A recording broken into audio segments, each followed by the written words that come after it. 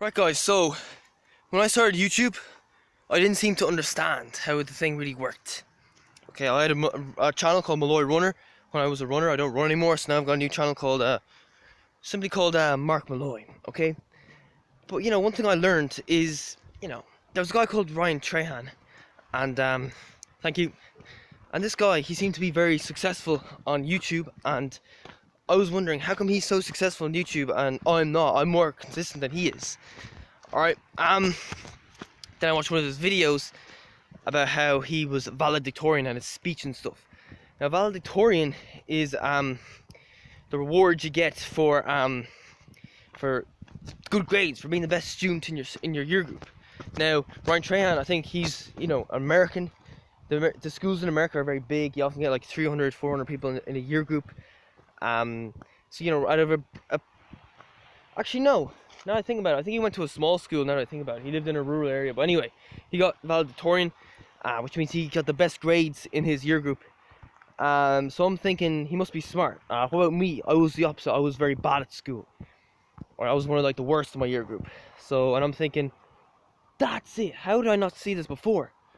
All right, and then I'm thinking, geez, now I wish I kind of worked harder at school. But no, actually, I worked too hard at school. I burnt out. When I was in primary school, I used to just mess and not really pay any attention to the classes, and I think I kind of fell behind. And then, 15, 16, I kind of started taking it seriously, and I studied very hard to try to catch up, but I worked too hard. I ended up burning myself out. At 17, I kind of just gave up. Alright, I had a very low IQ at 17. I did an IQ test, and I got 70. Alright, which means that I have a lower IQ than 98% of the adult population. That's pretty bad. Can't expect a huge amount of success with an IQ that low. The fact that I managed to work a job at McDonald's and keep my job there was actually a great achievement for someone with such a low IQ. Never mind make a massive YouTube channel. So, but I've learned that I used to think that I was just naturally stupid. I was naturally unacademic, but now I realize that's not necessarily the case. I overdid it. I burnt myself out. I overstudied, which lowered my IQ, I believe. And but lately I've been making YouTube videos, and I haven't been doing a huge amount. I've been making like half an hour worth of video footage a day. No editing, nothing like that. No fancy thumbnails. Just me talking to a camera for half an hour every day. That's it. Nice and simple. Okay. And I've improved massively intellectually. Okay. I was working at McDonald's, and I found it a tough job mentally. My head would be wrecked after shifts. But I found that when I started making these YouTube videos consistently, that work became easier. I could do the work, I could do it faster, and my brain wouldn't be as wrecked at the end of it. And for me, that was a great motivation, because I was like, I don't like having to struggle just to work and keep a job at McDonald's. I want to do a little bit better than this. So that was a great motivation to keep making these videos just for half an hour a day to improve my IQ. See what I mean? It's not, I don't respond well to hours and hours of study. I'm sure some people do respond well to that, but I don't. I respond well to small doses every day, consistency. Not like in school where, you got an exam coming up, you study non-stop, and then your exam is done, then you do nothing for months.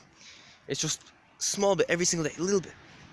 Now, if I could go back to school, I'd have a different approach. If I could roll back the clock, if I could, I wouldn't care so much about exams. I wouldn't put myself under so much pressure to do well in exams. What I'd focus on is trying to improve my overall level of IQ or intelligence. So I might just read a book for an hour a day and leave it at that, and say, right, I've exam tomorrow.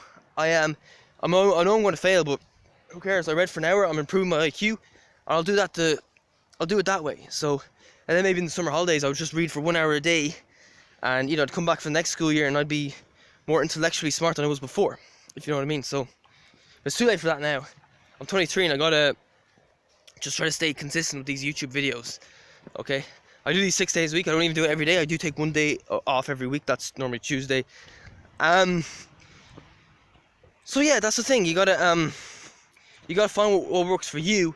If you're trying to do something in a certain way and it's not working, and after like a fairly long period of time you feel like you're going nowhere, well, you gotta try something different. Okay. And I should have done that, but I didn't. And because I always believed, if you want to do well in studies or academics or improve your IQ, you need to be studying hour after hour after hour. That's what I was taught to believe. My brother even told me that, oh, when it comes to your finals exams in college, you need to be studying 9 hours a day. So I'm gonna get nowhere doing that, you know. Okay, maybe you do that, that's good for you, but you know, I know how I work. I know I respond better to smaller dosages. It's like in running. Some people can run 140 miles a week, no problem, you know, but others can't. Some people might respond well to 50 miles a week. That's all they can handle, you know. Maybe they've got you know, you get plenty of 14-minute 5K guys who can run, say, 100 or even 120 miles a week, no problem.